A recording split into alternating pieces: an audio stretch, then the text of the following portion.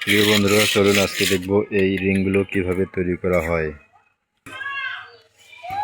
এই হাউসগুলো তৈরি করতে এরকম একটা ডাইসের প্রয়োজন হবে, আর এরকম ডাইস আমাদের কাছে পাবেন অ্যাভেলেবেল। বাংলাদেশের যে কোনো জায়গায় কুরিয়ার সার্ভিসের মাধ্যমে ডেলিভারি দেওয়া হয়। দেখতে পাচ্ছেন ডাইসটা ঠিকভাবে মাপ দিয়ে বসাইতে হবে। ডাইসটা বসা হয়ে গেলে এখন ঢালাইয়ের কাজ শুরু হবে। ঢালাই যেভাবে মাখে সেভাবে ঢালাই মাখে।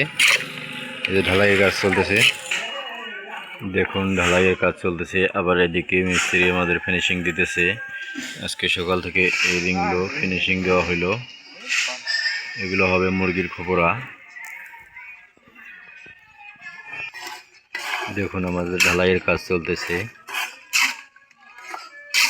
4 থেকে 5 কারাই মাল খায় এই একটা ডাইস পূরণ করতে। আমাদের এদিকে মশলা মাখা চলতেছে। আজকে বৃষ্টির কারণে সারাদিন কাজ করতে পারিনি ঠিকভাবে। প্লাস্টিক ঢাকা দিয়ে আজকে এই রিংগুলো তৈরি করেছি। আমাদের এই ড্রেসটা শুকিয়ে গেছে, এখন বাইর করতেছে। দেখুন কিভাবে বাইর করে। আমাদের এই ভিডিওগুলো ভালো লাগলে অবশ্যই লাইক, কমেন্ট এবং শেয়ার করে দেবেন, এবং ফেসবুক থেকে দেখলে পেজটি ফলো করে দেবেন, এবং ইউটিউব থেকে দেখলে অবশ্যই সাবস্ক্রাইব করে রাখবেন এরকম নিত্য নতুন কাজের ভিডিও পেতে। দেখুন ডাইস থেকে বাইর করার পর ফিনিশিং দিতেছে।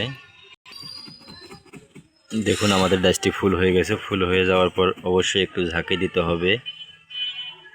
ঝাঁকি দিলে মশলাটা বসে যাবে। দেখুন কিভাবে ঝাঁকি দিতে হয়। আমাদের ভিডিওগুলো যদি ভালো লেগে থাকে অবশ্যই লাইক, কমেন্ট এবং সাবস্ক্রাইব করে রাখবেন, এবং অবশ্যই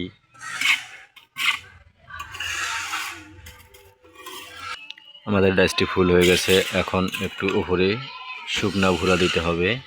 সিমেন্ট বালু মিক্সার করে শুকনো দিতে হবে, তাতে ডাইসটা শুকিয়ে যাবে তাড়াতাড়ি। 5 মিনিট শুকানোর পর আমরা ডাইসটা উঠাই ফেলবো। আপনাদেরকে অলরেডি ডাইস কীভাবে ওঠা হয় তার এর মাঝখানে একটা ভিডিও দেখাই দিয়েছি। আজকের মতো ভিডিও এখানে শেষ করতেছি। পাশে থাকবেন, সবাই সাপোর্ট করবেন। ধন্যবাদ। আজকে সকাল থেকে আমাদের এই হাউসগুলো তৈরি করা হলো। এরকম নিত্য নতুন কাজের ভিডিও পেতে অবশ্যই পেজটি ফলো করবেন। আজকের মতো ভিডিও এখানেই শেষ করছি। খোদা হাফেজ।